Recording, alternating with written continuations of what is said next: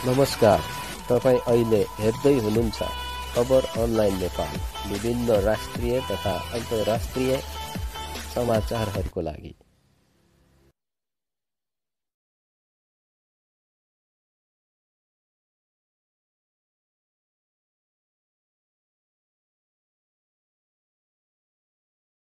आज बसेको मन्त्री परिषदको बैठकका निर्णयहरू म सार्वजनिक गर्न गइरहेको छु।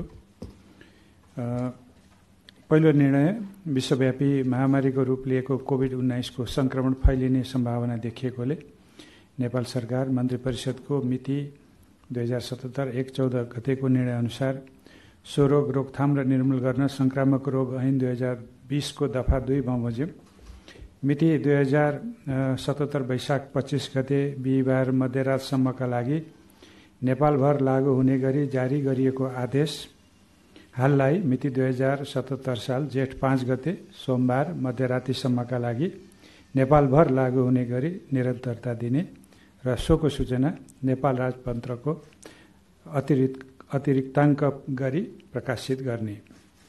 दोस्रो निर्णय छ, विश्वव्यापी महामारीको रूपमा फैलिएको कोभिड-19 रोगको संक्रमणबाट सुरक्षित रहनका लागि छिमेकी मित्र राष्ट्रहरू लगायत अन्य मित्र राष्ट्रहरूले चालेका प्रयास र अनुभवहरू समेतलाई ध्यानमा राखी यस क्षेत्रमा बसोबास गर्ने व्यक्तिलाई सो रोगको संक्रमणबाट सुरक्षित राख्न नेपालको अन्तर्राष्ट्रिय सीमानामा रहेका नेपाल प्रवेश गर्ने सबै प्रवेश बिन्दु र खुला सीमानाको जुनसुकै स्थानबाट हुन सक्ने यात्रुहरूको आवागमन 2077 वैशाख 31 गते बुधबार मध्यरातसम्मका लागि स्थगित गरिएकोमा हाललाई मिति 2077 ज्येष्ठ 18 गते आइतबार मध्यरातसम्मका लागि नेपालको अन्तर्राष्ट्रिय सीमानामा रहेका नेपाल प्रवेश गर्ने सबै प्रवेश बिन्दु र खुला सीमानाका जुनसुकै स्थानबाट हुन सक्ने यात्रुहरूको आवागमन स्थगित गर्ने गरी निरन्तरता दिने। तर माल सामानको ढुवानीलाई यथावत कायम राख्ने, सबै किसिमको आन्तरिक र बाह्य व्यावसायिक यात्रुवाहक हवाई उडानहरू उक्त अवधिसम्म स्थगित गर्ने, यो आदेशको पालना नगरी सीमानाकाबाट प्रवेश गर्ने गराउने र प्रवेश गरेका मानिसहरूलाई लुकाउने कार्य गरे गराएमा प्रचलित कानुन बमोजिम कारबाही गर्ने। तेस्रो निर्णय छ, विश्वव्यापी महामारीको रूप लिएको कोभिड-19 को संक्रमणको रोकथाम नियन्त्रणका लागि सरकारले संक्रामक रोग ऐन 2020 को दफा 2 बमोजिम जारी गरेको आदेश जनताको जीवन रक्षाको लागि हो। हालसम्म यो आदेश पालना गरी साथ दिनुभएकोमा नेपाल सरकार सम्पूर्ण दिदीबहिनी तथा दाजुभाइहरूलाई हार्दिक धन्यवाद ज्ञापन गर्दछ। साथै मिति 2077 ज्येष्ठ 5 गते सोमबार मध्यरातसम्मका लागि जारी भएको उक्त आदेश र मिति 2077 ज्येष्ठ 18 गते आइतबार मध्यरातसम्मका लागि नेपालको अन्तर्राष्ट्रिय सीमानामा रहेका नेपाल प्रवेश गर्ने सबै प्रवेश बिन्दु र खुला सीमानाका जुनसुकै स्थानबाट हुन सक्ने यात्रुहरूको आवागमन स्थगित गर्ने कार्यको पूर्ण पालना गरी गराई सहयोग पुर्याउन हुन नेपाल सरकार सम्पूर्ण दिदीबहिनी दाजुभाइहरूलाई हार्दिक आह्वान आग्रह गर्दछ।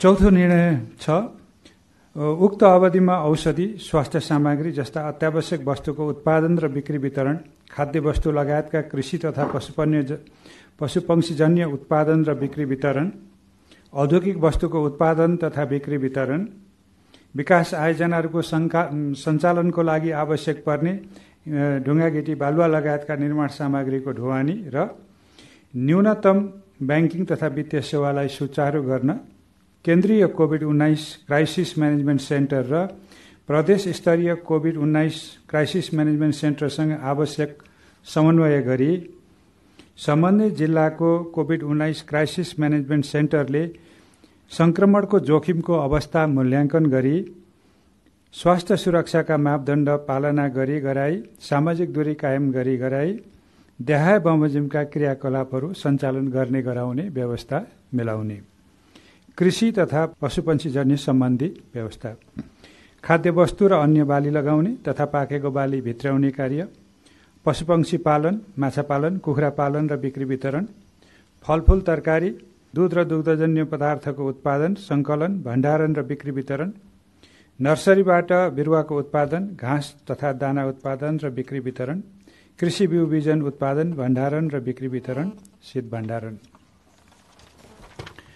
स्वास्थ्य सेवा सम्बन्धमा भएका निर्णयहरू सरकारी तथा निजी क्षेत्रबाट सञ्चालित स्वास्थ्य संस्थाहरू, अस्पताल, nursing home, polyclinic, lab, diagnostic सेन्टरहरूको सञ्चालन, सबै प्रकारका खोप लगायतका अत्यावश्यक सेवाहरूको सञ्चालन। त्यसैगरी औषधि तथा स्वास्थ्य सामग्री र मेडिकल अक्सिजनको उत्पादन तथा बिक्री वितरण, औषधि पसलहरू, आयुर्वेदिक र होमियोप्याथिक समेतको सञ्चालन, एग्रोभेट र भेटिनरी औषधि पसलहरूको सञ्चालन र तत्सम्बन्धी सेवाहरू। त्यसैगरी जनशिक्षा सामग्री केन्द्र लिमिटेडबाट पाठ्य पुस्तक बिक्रीको अनुमति लिएका पुस्तक पसलहरू खोल्न समेत अनुमति दिने निर्णय भएको छ। ढुवानी सेवा सम्बन्धी पनि निर्णयहरू भएका छन् आजको मन्त्री परिषदको बैठकबाट। त्यसमा ढुवानी सेवाका साधनहरूलाई निसङ्क्रमण गर्ने निकायले जारी गरेको निस्सा साथमा राखी चालक तथा परिचालकको स्वास्थ्य जाँच सम्बन्धी भन्सार बिन्दु र उद्योग प्रतिष्ठानहरूले गर्ने व्यवस्था मिलाई देखाएका ढुवानीका साधनहरू गन्तव्यस्थलसम्म आवतजावत गर्न दिने। 1. प्रकरण 4 को खण्ड क र ख मा उल्लेखित त्यो भनेको चाहिँ कृषि तथा पशुपक्षी जन्य उत्पादनसँग जोडिएको विषयमा भनिएको कुराहरू छ र क मा कृषिजन्य र ख मा स्वास्थ्यजन्य छ। त्यसको चाहिँ त्यो क र ख मा उल्लेखित सबै प्रकारका वस्तु र सेवामा प्रयोग हुने ढुवानीका साधनहरू अथवा कृषि उत्पादन र कृषि व्यवसायसँग सम्बन्धित र स्वास्थ्य सेवासँग सम्बन्धित ढुवानीका साधनहरूको आवागमन हुने व्यवस्था मिलाइएको छ। दोस्रो चाहिँ भन्सारबाट जाँच पास भइआएका उद्योग प्रतिष्ठानबाट लोड लिई मालसामान बोकेका र मालसामान गन्तव्यमा पुर्याई फर्किने ढुवानीका साधनहरू।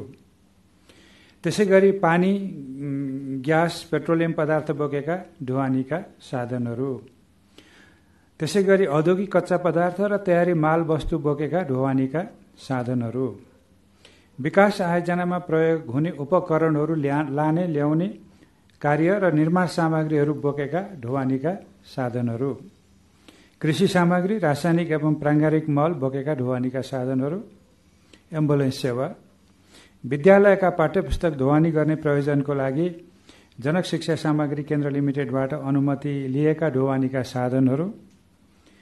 काठमाडौँ उपत्यका प्रवेश गर्ने मालवाहक सवारी साधनहरूमा यात्रु राख्न नपाइने निर्णय भएको छ र त्यसमा थप निर्णय म सुनाउन गइरहेको छु।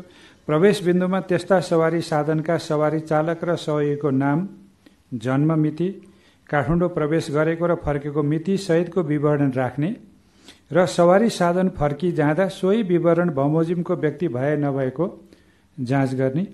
झुठा विवरण दिई यात्रा गरेको पाइएमा सवारी साधन नियन्त्रणमा लिई कारबाही गर्ने। अनधिकृत व्यक्तिहरू कुनै पनि ढुवानीको साधनको उपयोग गरेर प्रवेश गर्ने निस्कने स्थिति नरहोस् भन्नको लागि पनि यो निर्णय गरिएको छ। त्यसै गरी एम्बुलेन्स दुरुपयोग गर्नेलाई पनि कारबाही गर्ने भन्ने निर्णय भएको छ र अत्यावश्यक कामको लागि दिइने सवारी साधनको पास चाहिँ न्यूनतम सङ्ख्यामा जारी गर्ने भनेर सम्बन्धित निकायलाई निर्देशन पनि दिएको छ। अब विकास आयोजना सम्बन्धी भएका निर्णयहरू म सुनाउन गइरहेको छु। यसमा राष्ट्रिय गौरवका आयोजनाहरू, सरकारी र निजी स्तरबाट सञ्चालित जलविद्युत आयोजनाहरू, सिँचाइ आयोजना, खानेपानी आयोजना, विमानस्थल निर्माण, सडक र पुल निर्माण, सरकारी भवन निर्माण एवं प्रबलीकरण र एक स्थानमा एक पटकमा अधिकतम 10 जनामा नबढ्ने गरी सञ्चालन गरिने अन्य सहरी पूर्वाधारका शीर्षकका आयोजनाहरू। त्यसै गरी अर्को निर्णयमा चाहिँ अहिले मैले भनेको आयोजनाहरूको काम गर्ने श्रमिकहरूको सम्बन्धित आयोजनाले दैनिक रूपमा अनिवार्य स्वास्थ्य जाँच गर्ने व्यवस्था गर्ने र एकै स्थानमा आवासको व्यवस्था गर्ने, श्रमिकहरूलाई कार्यस्थलमै खाना खाजाको व्यवस्था मिलाउने, स्थान अभाव भएमा स्थानीय निकायको समन्वयमा सम्बन्धित वडाभित्रका सार्वजनिक सामुदायिक भवन र सरकारी सामुदायिक विद्यालयको खाली भवन, खाली स्थान, निजी विद्यालयले प्रयोग गरिरहेको भवनमा स्थानीय व्यक्तिहरूसँग सम्पर्क नहुने गरी सुरक्षित आवासको व्यवस्था गर्ने। यस सम्बन्धी खर्च सम्बन्धित निर्माण व्यवसायले नै बेहोर्ने। त्यसै गरी ढुङ्गा, गिटी बालुवा लगायत निर्माण सामग्रीको उत्पादन, सङ्कलन र ढुवानी सम्बन्धी कार्य गर्न पाउने निर्णय हो। त्यसै गरी सिमेन्ट उद्योगको लागि खानी सञ्चालन गर्नको लागि चाहिने चुनढुङ्गा, कोइला, क्लिङ्करको उत्पादन, सङ्कलन र ढुवानी सम्बन्धी कार्य पनि गर्न पाउने निर्णयमा छ। र नदी नियन्त्रण सम्बन्धी कामहरू जो हामीले बर्खा लाग्नु अगाडि नै गर्नुपर्ने हुन्छ र मानवीय क्षति हुन सक्ने, बस्तीमा क्षति हुन सक्ने, धनजनको क्षति हुन सक्ने कुराहरूलाई पनि ध्यानमा राखेर स्वास्थ्य सम्बन्धी र सुरक्षा सम्बन्धी मापदण्ड अपनाएर नदी नियन्त्रणका कामहरू पनि गर्न सकिने निर्णय भएको छ। त्यसै गरी आवास स्थलदेखि निर्माण स्थलसम्म श्रमिकलाई सुरक्षित आवत जावत गर्न स्वास्थ्य मापदण्ड पालना गरी निर्माण व्यवसायले परिवहनको व्यवस्था मिलाउने, त्यसको लागि सम्बन्धित निकायले परिवहनको लागि पासको व्यवस्था मिलाउने। अर्को निर्णय सार्वजनिक सेवा सम्बन्धी छ। त्यसमा ब्याङ्क तथा वित्तीय संस्थाहरू, बीमा, धितोपत्र, सहकारी संस्थाहरू मार्फत अति आवश्यक सेवा प्रवाह गर्नुपर्ने कार्यको लागि आवश्यक पर्ने कर्मचारीहरूमध्ये बढीमा 1/3 कर्मचारीद्वारा सेवा सञ्चालन गर्ने। दोस्रो निर्णय छ अति आवश्यकीय सेवा प्रदान गर्ने सरकारी कार्यालय तथा सार्वजनिक संस्थानहरूमा आवश्यक न्यूनतम कर्मचारीहरूबाट आलो पालो मिलाई कार्यालय सञ्चालन गरी तोकिएका स्वास्थ्य सुरक्षा सम्बन्धी मापदण्डको अनुसरण गरी सञ्चालन गर्ने। अर्को निर्णय छ सार्वजनिक सेवा सञ्चालन गर्ने प्रयोजनका लागि उपत्यकाभित्रका सार्वजनिक निकायका हकमा सम्बन्धित मन्त्रालयको सचिव र अन्य निकायको हकमा सम्बन्धित निकायको प्रमुखको सिफारिसमा नियामक निकायले त्यस्ता कार्यालयमा रहेको कुल सवारी साधनमध्ये 1/4 संख्यामा नबढ्ने गरी सवारी पास उपलब्ध गराउने। औद्योगिक उत्पादन सम्बन्धी पनि केही थप निर्णयहरू गरिएको छ। यो लकडाउनको अवधिभर उत्पादन प्रक्रियामा संलग्न श्रमिक कामदारलाई उद्योग प्रतिष्ठानले छुट्टै स्थानमा राख्ने बन्दोबस्त मिलाई काममा लगाउने, आफ्नो प्रतिष्ठानभित्र पर्याप्त स्थान नभएमा उक्त प्रतिष्ठान रहेको स्थानीय निकायको समन्वयमा सम्बन्धित वडाभित्रका सार्वजनिक, सामुदायिक भवन वा सरकारी र निजी विद्यालय वा खाली स्थानमा स्थानीय व्यक्तिहरूसँग सम्पर्क नहुने गरी सुरक्षित आवास तथा खाजा खानाको व्यवस्था गर्ने। यस सम्बन्धी खर्च सम्बन्धित उद्योग प्रतिष्ठानले नै बेहोर्ने। आवास स्थलदेखि उद्योग प्रतिष्ठान रहेको स्थानसम्म श्रमिकहरूलाई स्वास्थ्य मापदण्ड पालना गरी सुरक्षित परिवहनको व्यवस्था मिलाउने। उद्योगहरूले कार्यस्थललाई अनिवार्य रूपमा सेनिटाइजेसन गर्ने र नियमित स्वास्थ्य जाँच तथा स्वास्थ्य सुरक्षाको सुनिश्चित गरी देहायका उद्योग सञ्चालन गर्ने व्यवस्था मिलाउने। ती उद्योगहरूमा चामल, दाल, तेल, चिउरा, चिनी, बिस्कुट, पाउरोटी, पिठो, चाउचाउ जस्ता दैनिक उपभोग्य खाद्य वस्तु, पानी प्रशोधन, औषधि, स्वास्थ्य सामग्री, साबुन उत्पादन र सोको प्याकेजिङ सामग्री उत्पादन गर्ने उद्योगहरू, ग्यास बोटलिङ गर्ने साना तथा घरेलु उद्योगहरू, निर्यातजन्य र विशेष आर्थिक क्षेत्रमा सञ्चालित उद्योगहरू र सिमेन्ट डन्डी जस्ता निर्माणजन्य उद्योगहरू पनि सञ्चालन गर्न दिने निर्णय गरिएको छ। र बढीमा 5 जनासम्म कामदार रहने गरी सवारी साधनको मर्मत सम्भार गर्ने वर्कसप, इन्टरनेट जडान गर्ने र मर्मत गर्ने, प्लम्बिङ र इलेक्ट्रिकल सेवा पनि खोल्न दिने निर्णय भएको छ।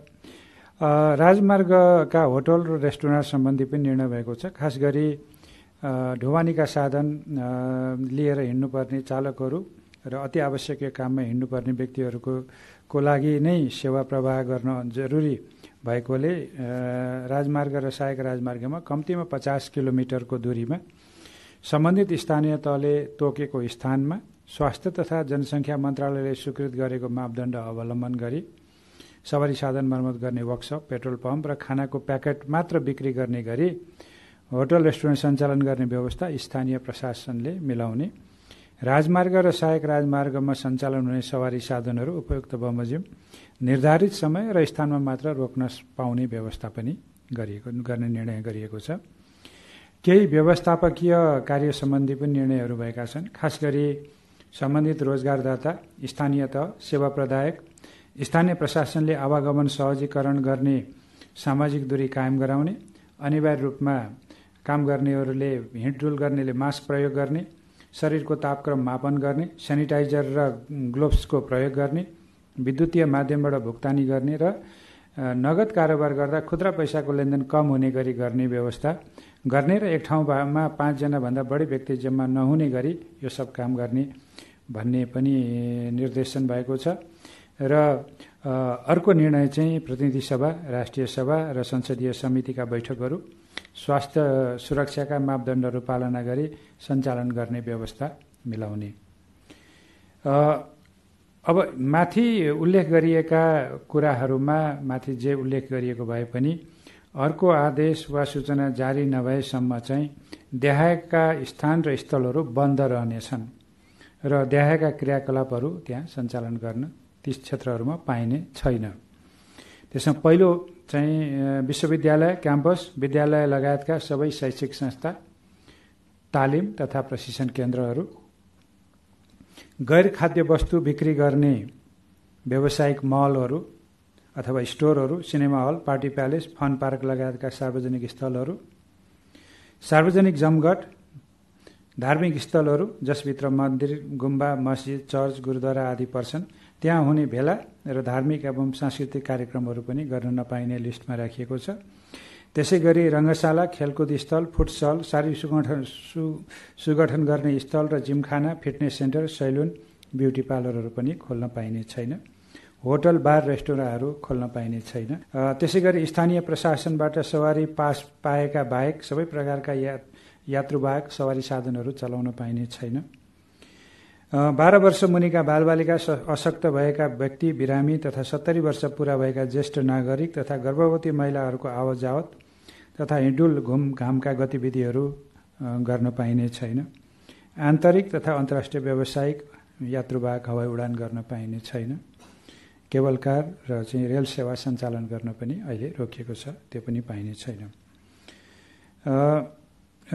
त्यसैसँग जोडिएका निर्णय अर्को छ, नेपाल राज्यको कुनै भूभागमा संक्रमणको जोखिम देखिएमा वा समुदाय स्तरमा उक्त संक्रमण विस्तार भएको पाइएमा उक्त क्षेत्र वा जिल्लाभर माथि प्रकरण 4 मा उल्लेखित क्रियाकलापहरू निश्चित अवधिसम्मका लागि स्थानीय प्रशासनले तत्कालै सञ्चालनमा रोक लाउन सक्नेछ। त्यसपछि एउटा आजको मन्त्री परिषदको म अन्तिम निर्णय भन्न गइरहेको छु। हामी सबैलाई थाहा छ, भोलि बुद्ध जयन्ती वैशाख 25 गते सिद्धार्थ गौतमको जन्मदिनको पावन अवसरको स्मरण गर्दै भोलि 25 गते चाहिँ विश्व शान्तिको कामना गर्दै र कोरोना रोगको रोकथाममा लागेका चिकित्सकहरू, स्वास्थ्यकर्मीहरू, सुरक्षाकर्मीहरू, एम्बुलेन्स चालकहरू, राष्ट्रसेवकहरूको पनि सम्झना गर्दै, उहाँहरूको पनि सम्मान गर्दै र विश्वभर कोरोनाको कारणले मृत्यु भएका व्यक्तिहरूको चिर शान्तिको कामना गर्दै र कोरोनाको रोगबाट संक्रमित व्यक्तिहरूको शीघ्र स्वास्थ्य लाभको पनि कामना गर्दै र यो कोरोनाको संक्रमणबाट हामी सबै सुरक्षित रहन सक्छौँ र हामी चाहिँ आफूलाई सुरक्षित रहने प्रतिबद्धता हामी पालना गर्छौँ, कायम गर्छौँ भन्ने यो सबै प्रतिबद्धता सहित भोलि साँझ 7 बजे सबैले आफ्नो स्थानबाट दीप प्रज्वलन गर्ने गरी सबै जनसमुदायलाई आह्वान गर्ने पनि निर्णय भएको छ। आज मन्त्री परिषदबाट भएका मुख्य निर्णयहरू यिनै हुन्। धन्यवाद। अहिले विद्यालयहरू बन्द रहनेछन् भन्ने निर्णय भइसकेपछि त्यसको पालना हुनुपर्छ। यसको सार चाहिँ त्यति नै हो, त्यो बन्द गर्नुपर्छ।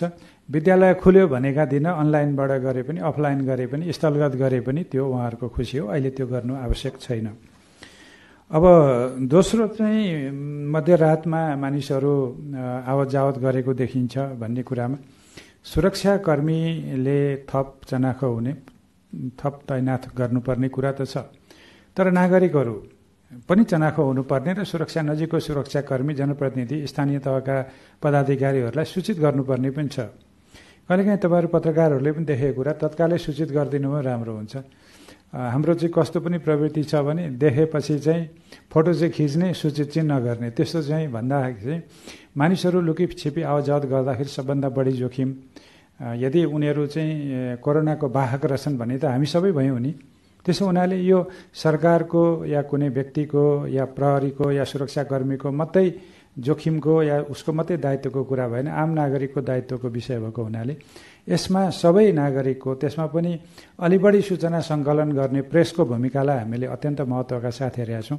त्यस्तो सूचना कहीँबाट पाइयो भने तपाईँहरूले तत्कालै जहाँ उपलब्ध छ सरकारका निकायहरूलाई तत्कालै जानकारी दिनुभयो भने त्यस्तो कार्यहरू सरकारको आदेश जुन अहिले चाहिँ हामी हिँडडुल नगरौँ भनिएको छ, त्यसरी आदेश पालना नगरी हिँड्ने व्यक्तिले फेरि कानुनको दायरामा आउनुपर्ने हुन्छ।